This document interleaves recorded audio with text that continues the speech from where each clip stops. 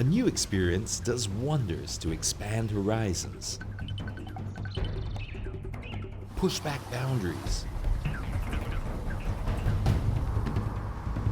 and eventually outgrow one's limits. It gets your motor running,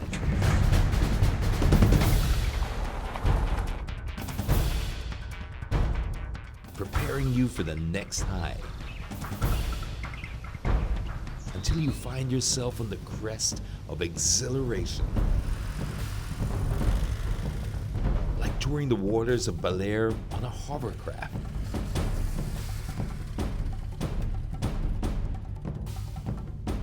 But I'll still be back on terra firma, because sea legs won't cover all the wonders this town has to offer.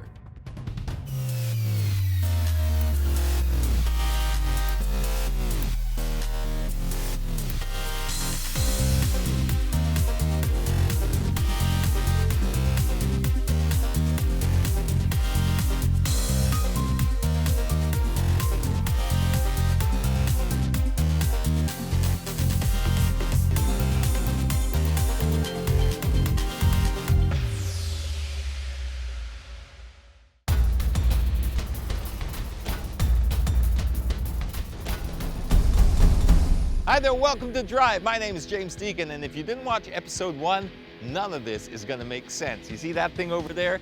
I just took that for a massive spin around Baler, but don't worry, I'll bring you up to speed. Basically, in episode 1, we drove a Porsche Boxer all the way up here to Baler in order to get our hands on that. It's a Philippine hovercraft. I mean, this thing is fairly unique. You can pretty much only find it here right now in Easy Adventure in Baler, and we took it for a spin.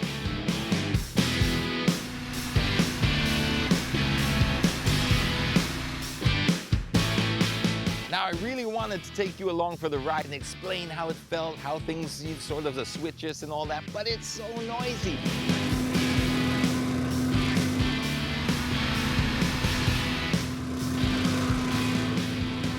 That big industrial fan is just making this racket, and there's just not a lot you can get done. So I had my headphones on and just enjoy the ride.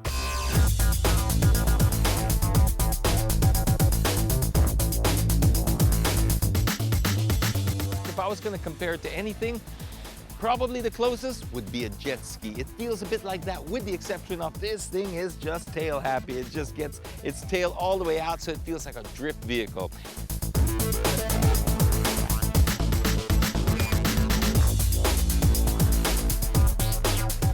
Then you've got that amphibious concept. You can go from water to land, and it's totally seamless. As a matter of fact, it's even smoother on land than it is on water. Weird, I know, but that's, I guess, what makes it such a dynamic vehicle. It's a lot of fun.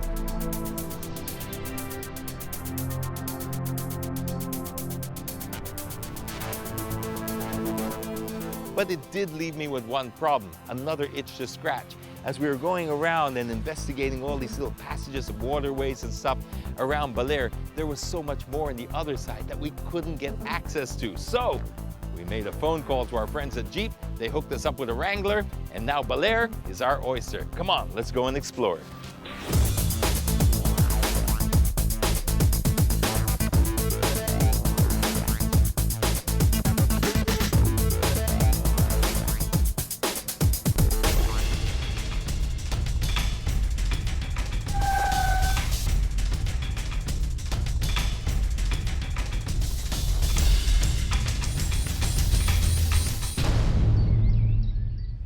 If you thought Baler was all sun, sand, and surf, it's probably because you're driving a one-dimensional vehicle. To truly appreciate this place, you need a multi-dimensional vehicle. Well, we just came from the Philippine Hovercraft. It doesn't get any more multi-dimensional than that.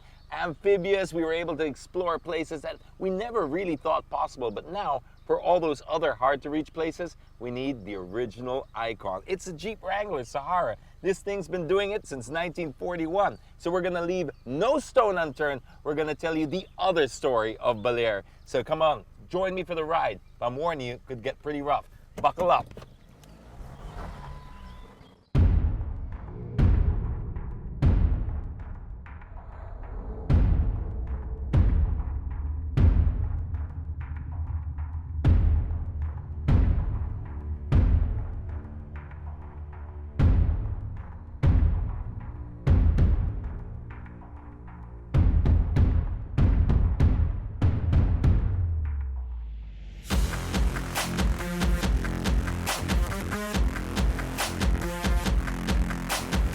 Well, here we are now with the Jeep Wrangler. This is our toy for the next couple of days. And the reason we picked this is basically this is one of the most rugged vehicles that you can take out here. It's really got one sort of design purpose, and that's to get you as far off the road as possible.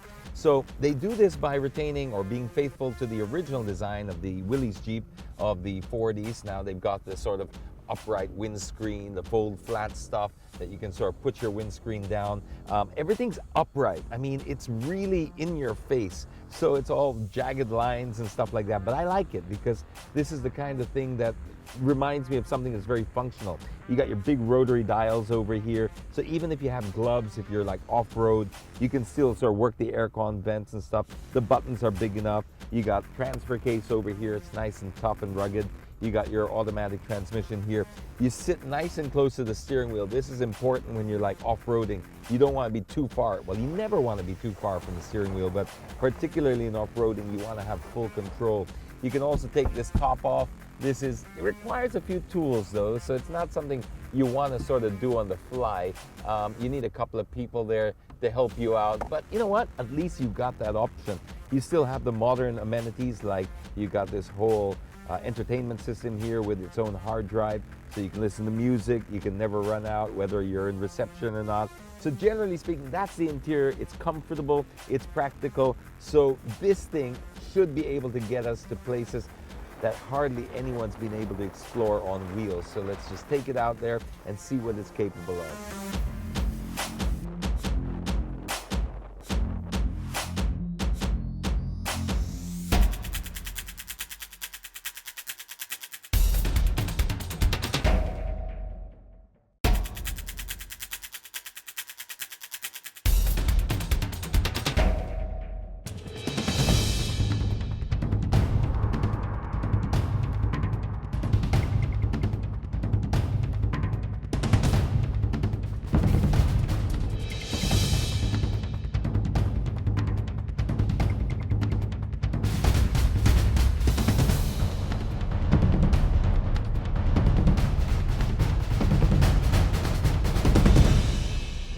So why did we pick the Jeep Wrangler to do this? Well, there were really only three options when we had to explore Baler. There was the Jeep Wrangler Sahara, the Jeep Wrangler Rubicon, and the Jeep Wrangler Sport.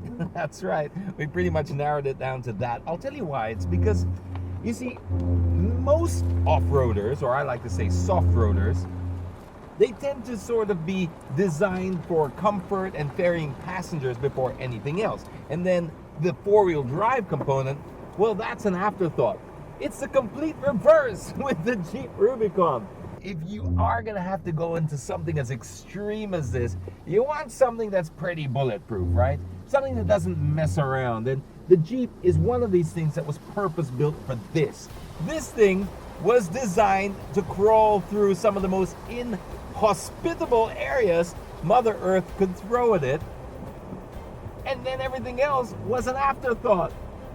So, like now, this is where most of them would have just sort of thrown the white towel.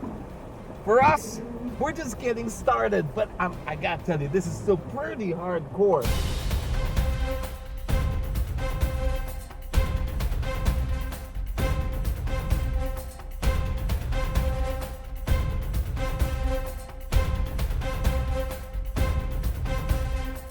I'll just get over this rock and I'll be right back with you. Whoa!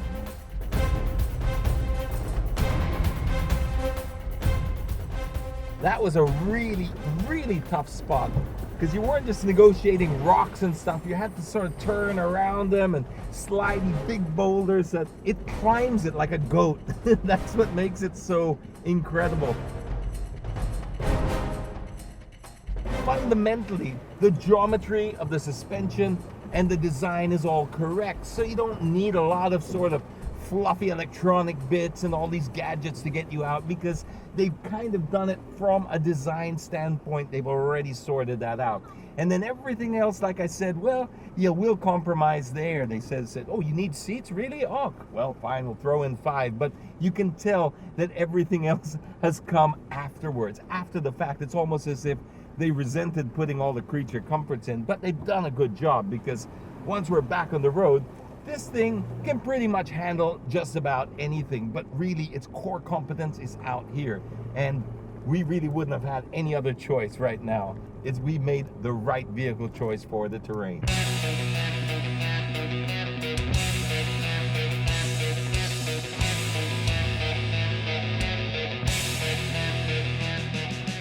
So you've got a solid axle, you've got a second generation Dana 44 rear axle there. Stuff like this really sort of give the Jeep that extra bit of confidence, and it allows you to sort of explore places you wouldn't have normally dreamed possible, or stuff you'd only see in travel books. But right now, this is it takes away the limits. It gives you basically the freedom to do what's already in your mind. Get out to these unexplored areas and do it in style, because half of the fun is actually doing it, not really just getting there. It's being able to sort of be one with the landscape. So a lot of people don't like to do this with their Jeep because, you know, they figure they paid that much for it.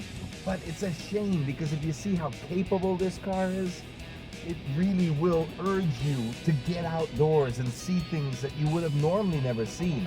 Throwing the car around and having all this fun with it. It really is a rarity nowadays to see SUV owners do this to their cars, and I wish more Jeep owners did. Nothing breaks my heart more than seeing a Jeep locked up in a garage in an urban setting. A little into the low sort of four-wheel range, and you can sort of crawl your way out of anything. That's what I love about this. But then when I shove it back into two-wheel drive, I hit the highway, you know what? I still feel like I'm in a cruiser, you know? So it's got this split personality happening, but really out here, this is where it really shines.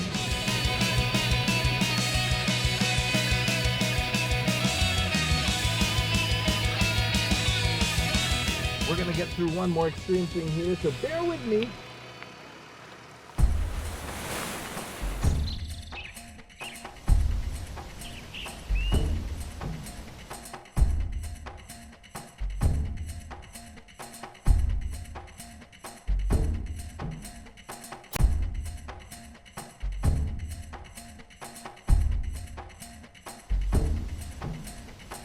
Now, as rugged as the landscape here in Baler is, we kind of hit the limitations of the landscape, that is, not the car.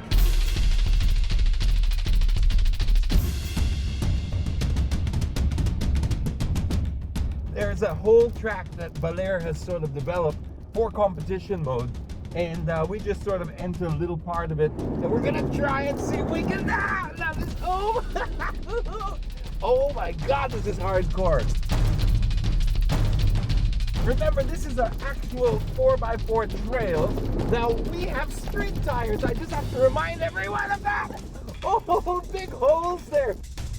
This is for heavy modified stuff. It somehow managed to sort of find its way around. We survived it, put it that way. Oh, this Jeep is just loving it. It's as happy as a Jeep in mud, if there's such a saying. If not, I'll coin it.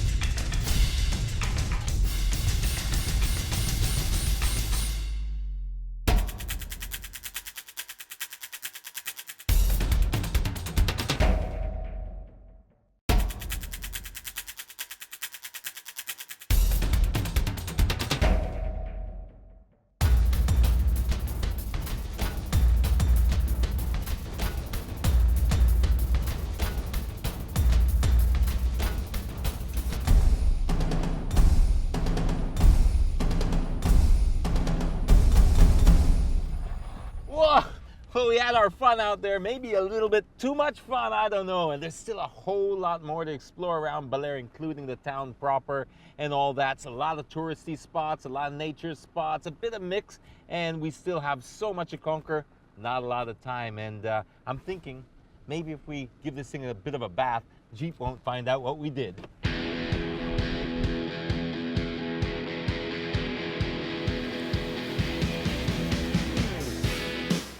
Well, you have to cross mountains and rivers to get where you really special places. Ah!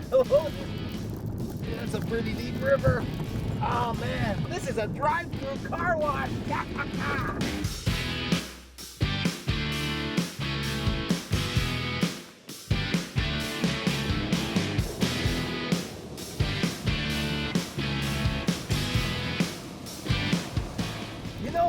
humans, we love bubble wrap and we can't resist popping them.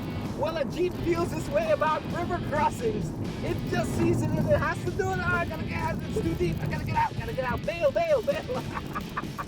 That was fun.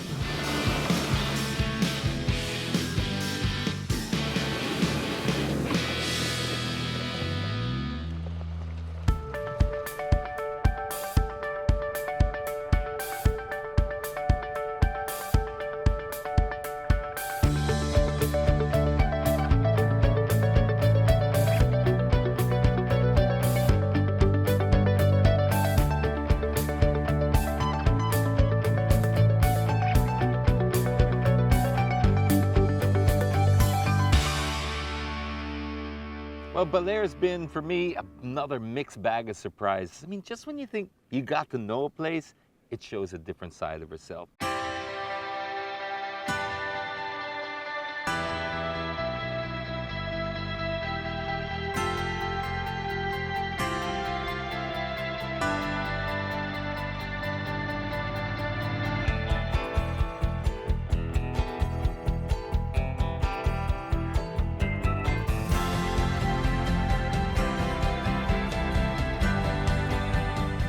Yes, it's all about the sand and the surf. You get that. Just like if you go to Paris, you want to see the Eiffel Tower. Sure, tick that box and then move on. Just discover what the locals love about their place. And that's what we were able to do over here.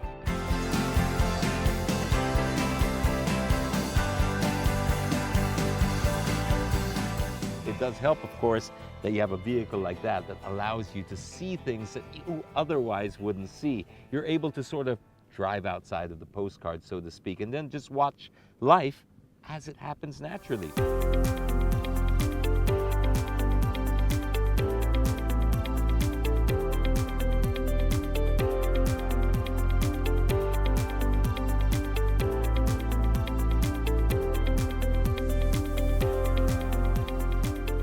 Highlights for me? Well, pretty obvious. It's the Hovercraft. I mean, come on. That thing was pretty insane. And the nice thing about that Hovercraft is anyone can sort of get to try it out.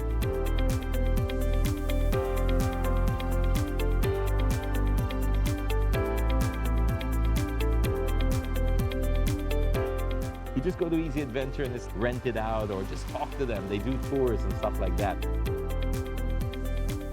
For somebody who's an adrenaline junkie, that is something you will definitely not regret.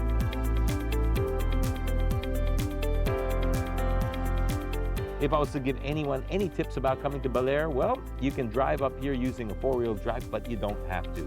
It allows you to do what we do, but you can drive up here in any type of vehicle, even take the bus if you have to. But do try to look online for 4x4 rentals or maybe some guided tours, because it certainly gave us a whole different perspective of the place. And I think we're a little bit richer for it. That's what I appreciate.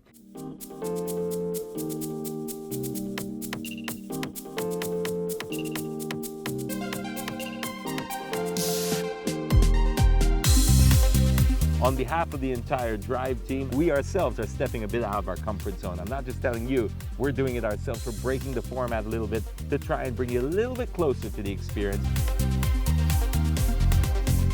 Not just of the beautiful cars that we drive, but also these wonderful destinations. The country is full of them.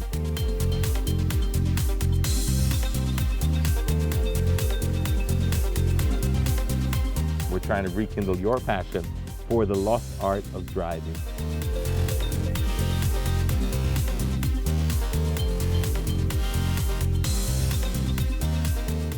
What's stopping you from going out and enjoying? Maybe it's the right vehicle.